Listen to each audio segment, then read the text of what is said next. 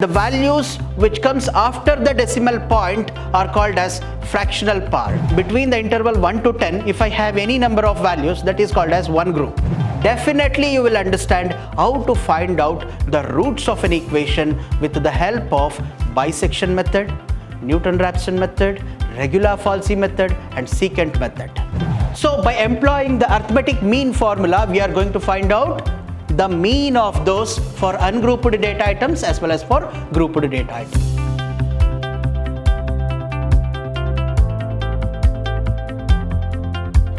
Hello everyone, it is Dr. Ravikumar YB. Today we shall have a discussion of the study material on the topic of numerical and statistical analysis.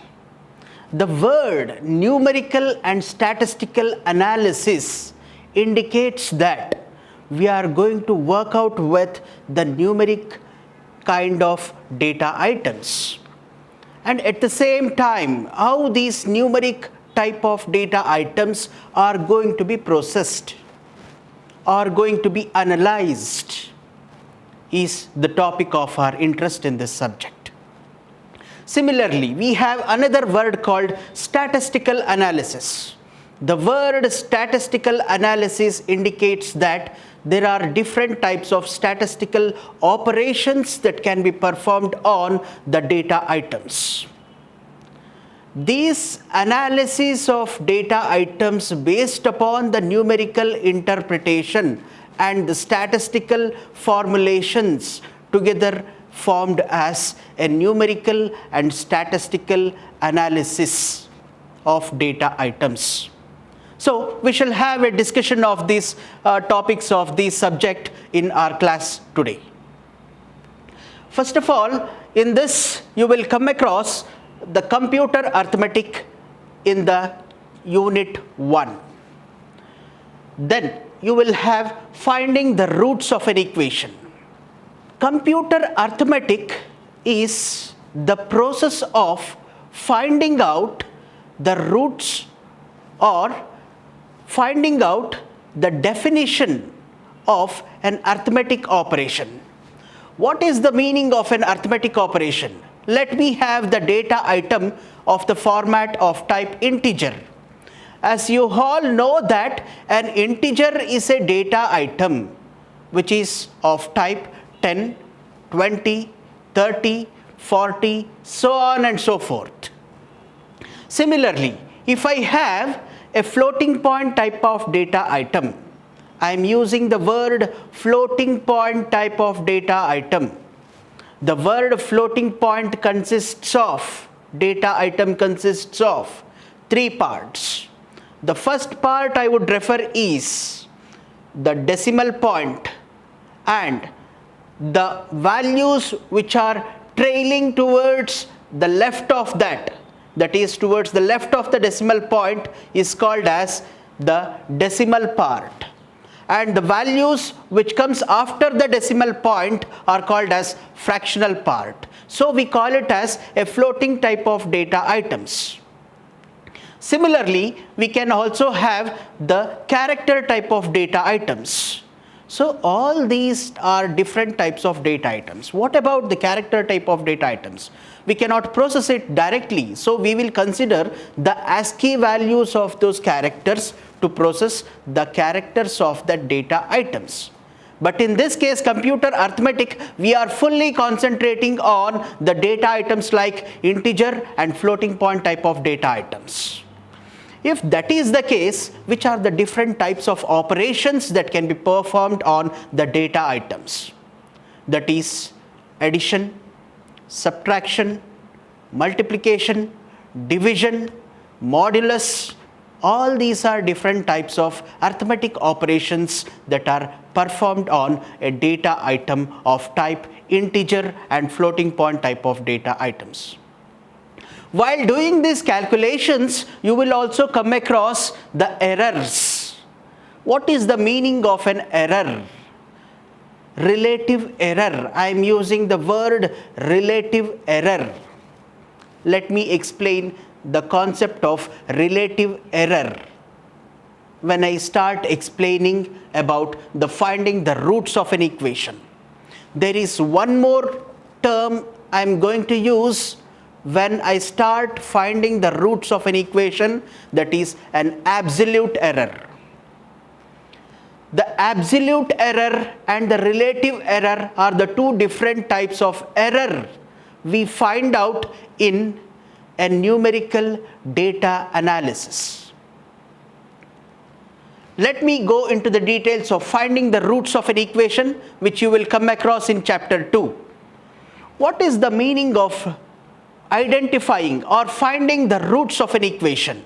And of course, we know that when we have the equation, polynomial equation of type ax square plus bx plus c, we will employ suitable formulas like minus b plus or minus square root of 4ac divided by b square minus 4ac divided by 2a. Here, the square roots or the roots of an equation is determined with the help of these formulas. These formulas are going to help us in finding the roots of an equation. How these roots are calculated in the form of an iterative method. I am using the word iterative method. An iterative method is one that helps me to find out the roots of an equation at every iterative step. I am using the word iterative. You all know that an iteration is the term we use when we execute a set of statements repetitively. Then we say that the first iteration is completed. And if I execute the same set of statements once again, I will say that the second iteration is completed. Similarly, if I execute the same set of statements, I say that the third iteration is completed, so on and so forth. If I execute n number of times the same set of statements, I state that n iterations are completed successfully. In the same manner, we are going to employ suitable formulas to find out the roots of an equation. What is the meaning of root? If I say that a curve is crossing like this, a curve is crossing the x-axis, I have one of the root which is lying at this point. I have an interval between a1 and b1. If I apply suitable formula, I will not get the roots of an equation in the first instance or in the first iteration itself. I may get the value which is closest to these actual roots of the equation. Then I have to shift the intervals from here to here. This becomes my b2.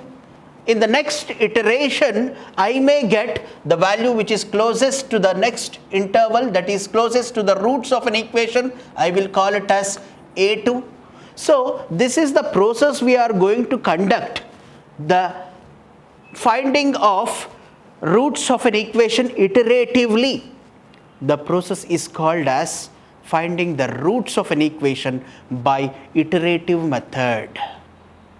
If that is the case, we will come across different types of methodologies which helps us to find out the roots of an equation. There are different types of equations. One is polynomial equation. Polynomial equation may be of the form polynomial equation.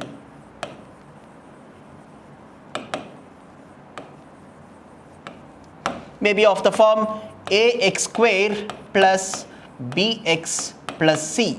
This is called as a polynomial equation. If I get any questions like this, I will call this as completely a polynomial equation. And if I take up the specific example, I can call it as x square minus 3 is equal to 0. If this is the case, this is called as a polynomial equation.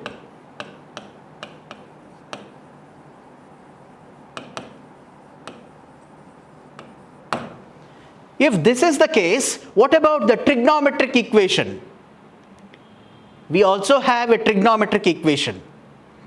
If that is the case, let me have one more equation of type trigonometric. Sine of x into 3.2 is equal to 0. Or else I will call it as f of x equal to sine of x minus 3 star 3.2. This is called as a trigonometric type of equations.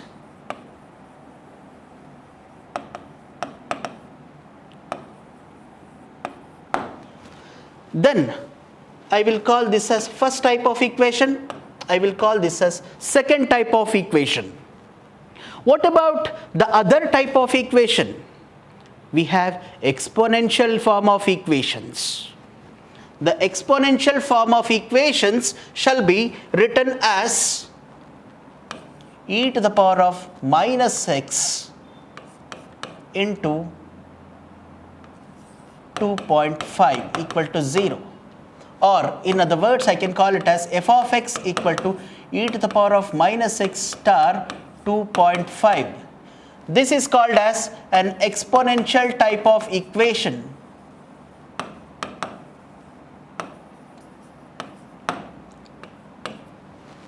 Similarly, I have one more type of equation, that is logarithmic type of equation. Let me have the example of that.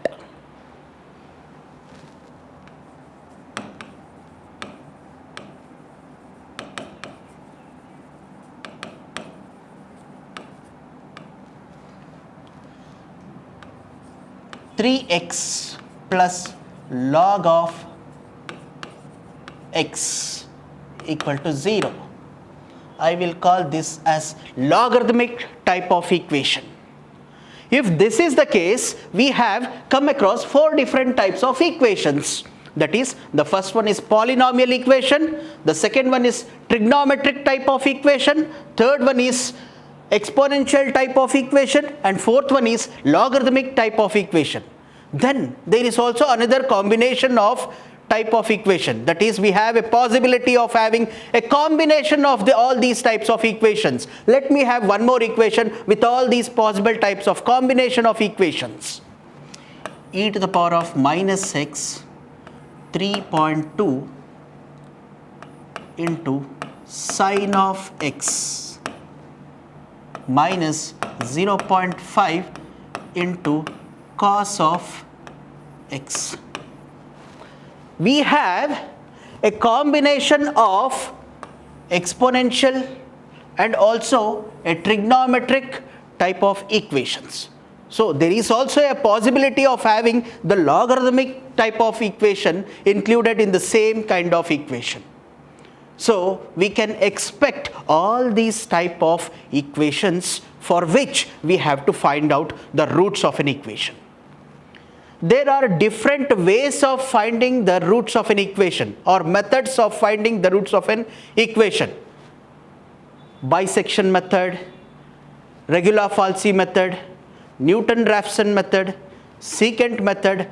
These are some of the iterative kind of equation or equation finding, that is, the roots of an equation can be determined with the help of these methods. One is bisection method, other one is Newton-Raphson method, third one is regular falsi method, fourth one is secant method. All these are different ways or methods of finding the roots of any of these type of equations. Now let me take you into the next topic, that is in unit 1 you will come across the linear equations, simultaneous linear equations. How these simultaneous linear equations can be solved is a topic of interest. When I move on to the next and subsequent slides, you will understand that. Then finally we have ordinary differential equations, dy by dx or d by dx of y. That means we are differentiating y with respect to x. Then we have the statistical part wherein you will learn the standard deviation, covariance, mean, median, mode, all those things. Let me take you into the details of this computer arithmetic. Here, floating point representation of numbers. As I have already told you, a floating point is a number which consists of three parts. The first part is sign part, wherein it says that when the value of this is 1, we say that it is a negative. When the value of this is 0, we say that it is positive floating point value. Then we have the exponent part here. The exponent part is followed by the mantissa part. What is this part? This is called as a mantissa. The traditional floating point style is standardized by IEEE 754, which signifies that these are the three important and essential parts which must be present when we represent a floating point number. This is a floating point number minus 1.625, where this is called as the decimal part, that is minus 1.625. We have a decimal point at this location.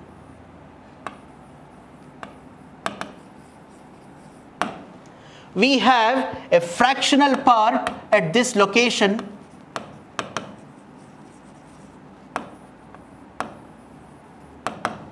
We have a decimal part at this location.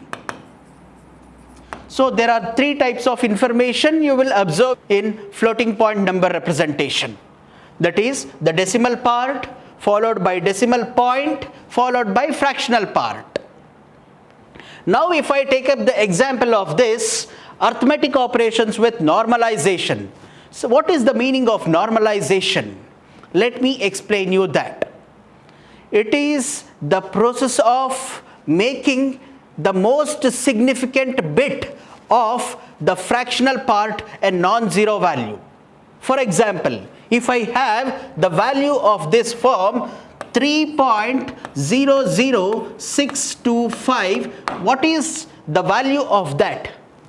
I have 00 after this decimal point.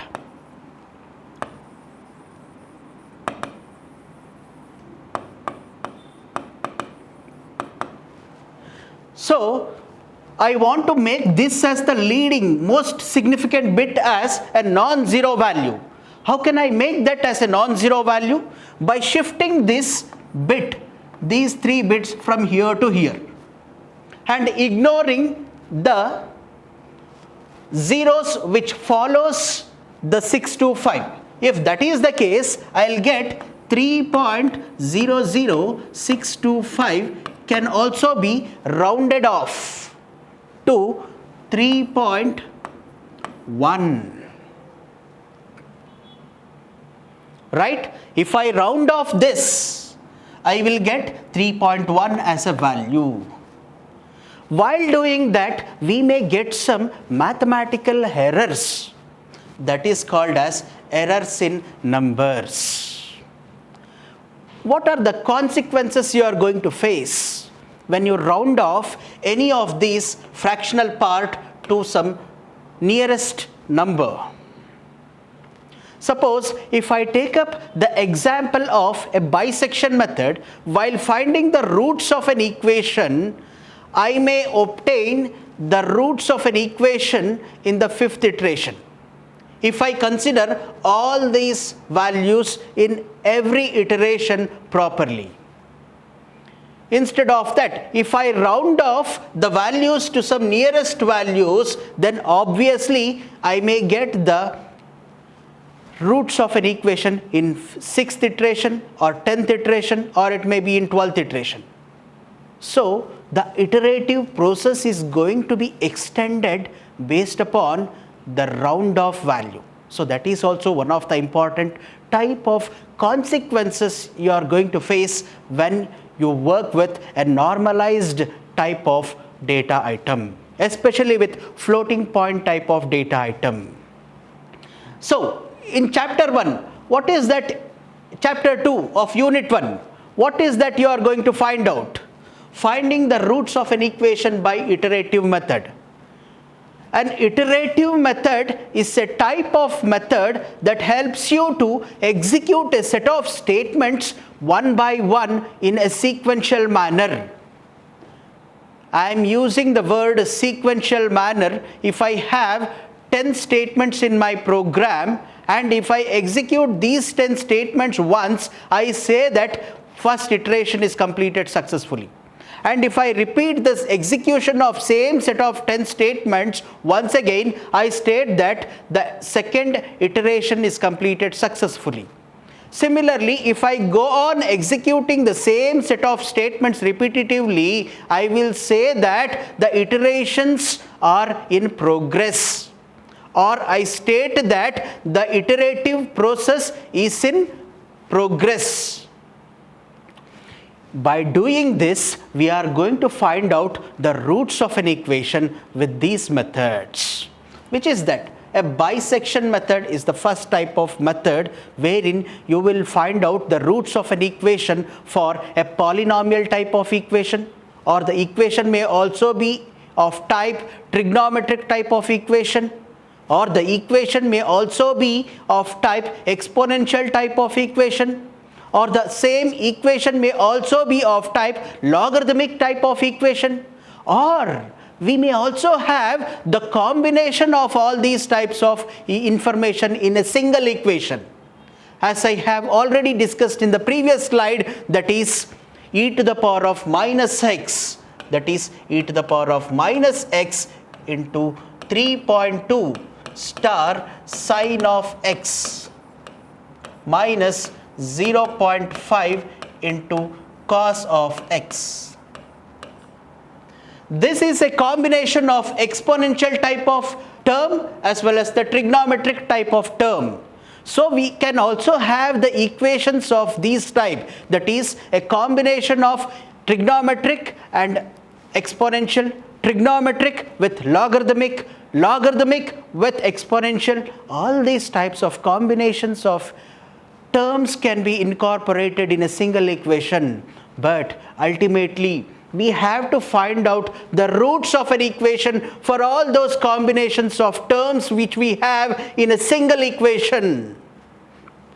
If that is the case, which is the next method I can take up? Newton-Raphson. Newton-Raphson method is another type of method that depends on iterative steps. This method helps you to find out the roots of an equation with lesser number of iterations in comparison with bisection method. Similarly, if I take up the next type of iterative method called regular falsi method, or by the method of false position, then finally we have the secant method. All these are different types of iterative statements or iterative root finding methods that helps you to find out the roots of an equation. I am speaking about the roots of an equation, of course, but how do you know that the root lies at some specific point? That has to be determined with all these methods. For example, if I take that the root, the desired solution is located at this point, I cannot find out the roots of an equation in the first instance or in the first iteration itself. In the first iteration, I will get the roots, that is the initial values along this direction. In the next iteration, I will get the new value which may be closer to it. In the third iteration, I may get a value which is closer to it. So this would be my next value. This would be my next value on the curve.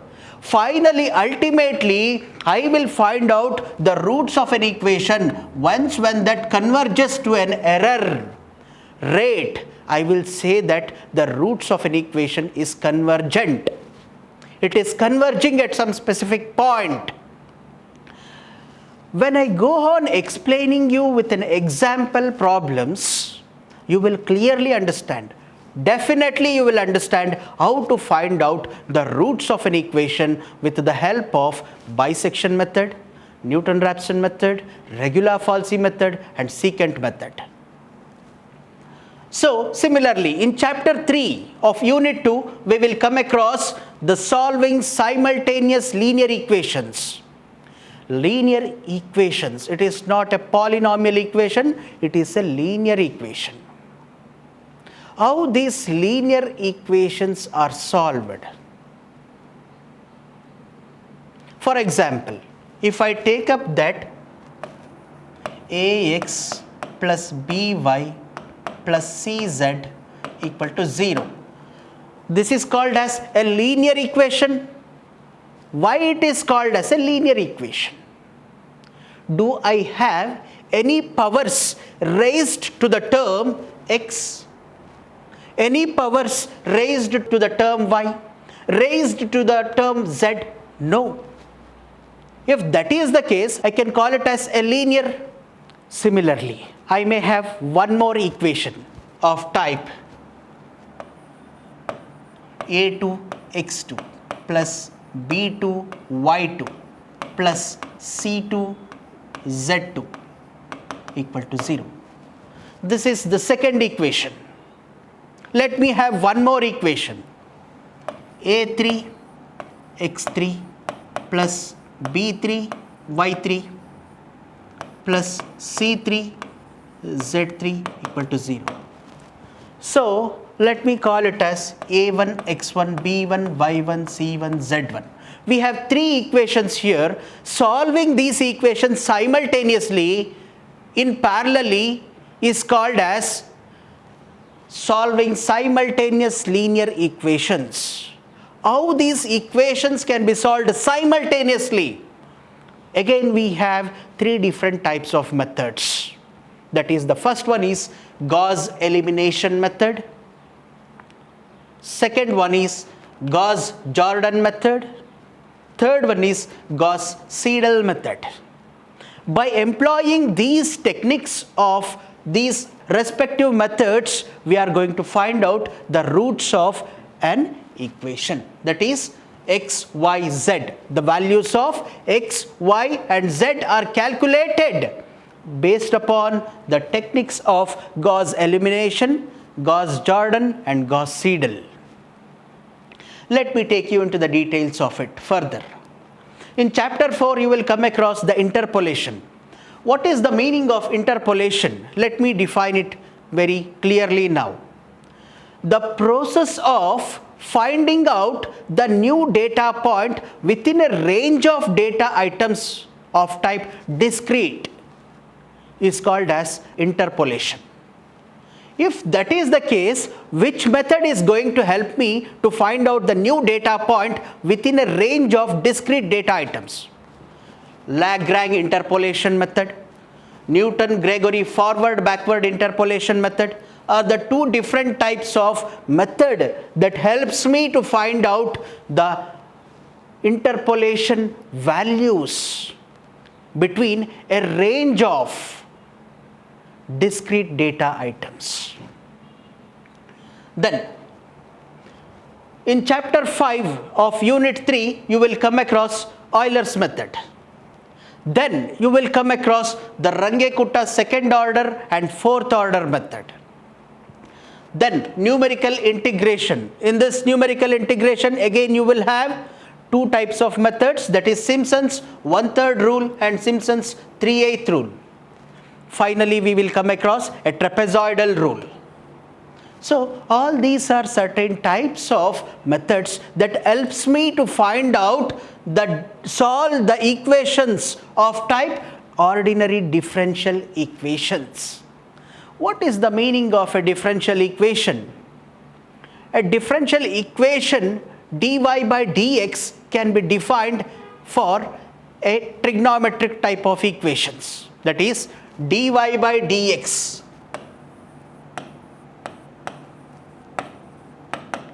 equal to sine of x.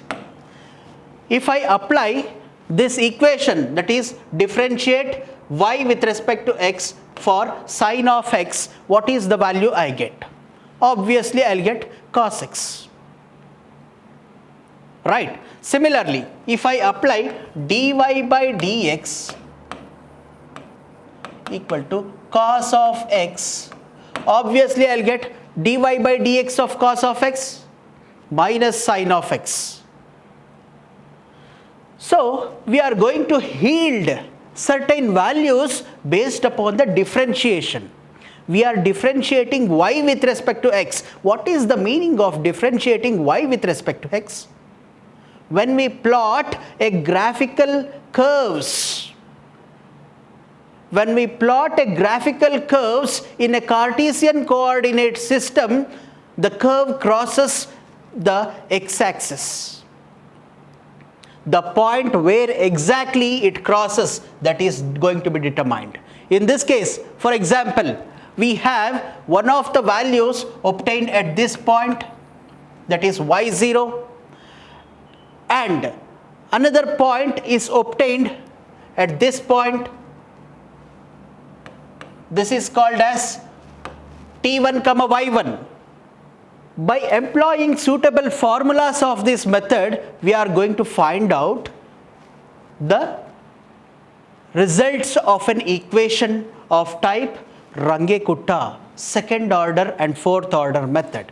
By employing the Simpson's 1/3 rule, by employing the Simpson's 3/8 rule, by employing the trapezoidal rule, we are going to find out the solutions to the differential kind of equations.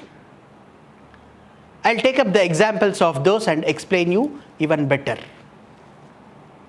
Now, in the statistical part, that is in unit 3, you will come across statistical methods, wherein you will come across the classifications, then frequency distributions, arithmetic mean for grouped and ungrouped data, then continuous frequency distribution. Finally, you will come across geometric mean for grouped and ungrouped data. What is the meaning of classification? Let me take up this. Let me have an example of class 12 or class of second semester. I have one more class in fourth semester and another class in sixth semester. When a student enters into a classroom, we say that he belongs to second semester. How does the system knows that the student or a new sample belongs to the second semester?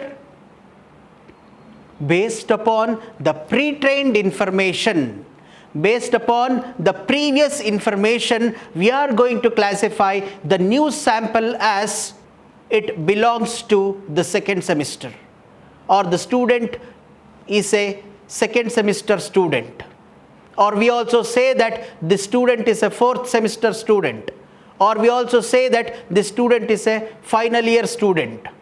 How we are going to classify that? Based upon the previous knowledge. That is the task of classification. Next, frequency distribution.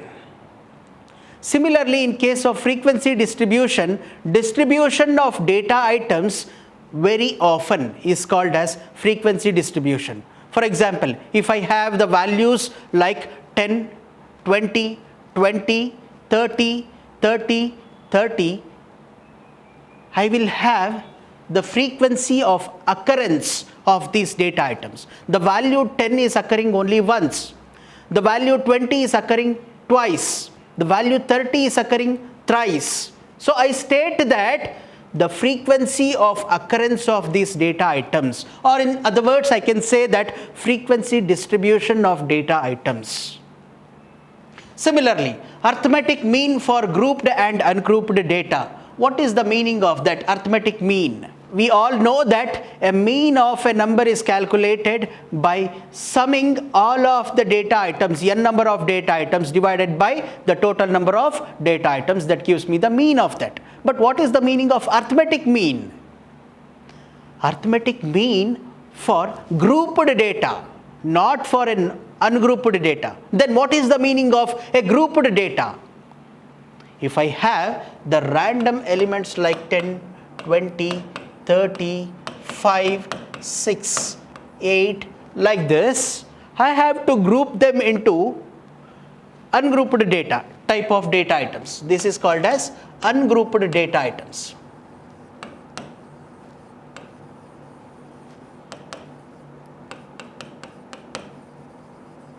Similarly, what is the meaning of a grouped data item? Between the interval 1 to 10, if I have any number of values, that is called as one group. Between 11 to 20, I have few numbers, I will call it as another group. Let me have the interval 1 to 10 as one group, 11 to 20 as another group, 21 to 30 as another group, 31 to 40 as another group. If I have 3, 9, 6, I will call this as group 1. If I have 11, 15, 16, I will call this as another group of data item. If I have 22, 25, 26, I will call this as another group of data item. If I have 31, 36, 39, I will call this as another type of data item. So we are grouping all these type of data item based on the interval. That is, between 1 to 10, I have one interval. Between 11 to 20, I have another interval. Between 21 to 30, I have third interval. Between 31 to 40, I have fourth interval. So I am going to group them into data items, into some groups. That's why I'll call it as a grouped data item. This is called as an ungrouped data item. So by employing the arithmetic mean formula, we are going to find out the mean of those for ungrouped data items as well as for grouped data item. The same thing, continuous frequency. Similarly, let me take you into the details of geometric mean. As I have already explained you that a grouped data item is of type this, an ungrouped data item is of type this. By employing the geometric mean formula, we are going to find out the mean of that for ungrouped data item. Similarly, for grouped data item, I will find out the geometric mean of that for grouped data item. Then, continuous frequency distribution, or in other words, I can call it as a uniform frequency distribution, similar frequency distribution. If that is the case, what is the meaning of frequency distribution? A frequency, the word often is used there. That means if I have the value 10 once, I say that the frequency of occurrence of value 10 is 1. If I have 20, 20, the frequency of occurrence of this value 20 is twice. Similarly, if I have 30, 30, 30, I will state that the frequency of occurrence of data item 30 is thrice. If it is continuous, means uniformly distributed, I will say that it has a continuous frequency distribution. Otherwise, which is the other alternative I have? Non-continuous frequency distribution. Exactly opposite of this is a non-continuous frequency distribution. Let me take you into the chapter 7, wherein you will find out the standard deviation, mean, median, mode and correlation. Again, there you will find out the standard deviation. The standard deviation is obtained from the coefficient of variance. So, these mean, median, mode helps me to find out the covariance, coefficient of variance and the standard deviation. Let me not go into the details of mean, median, mode at this point of time in this session. We are going to discuss the same in the next and subsequent sessions. If you come across any questions with respect to the overview of numerical and statistical analysis, you can come to us. We will definitely solve your problems. Thank you.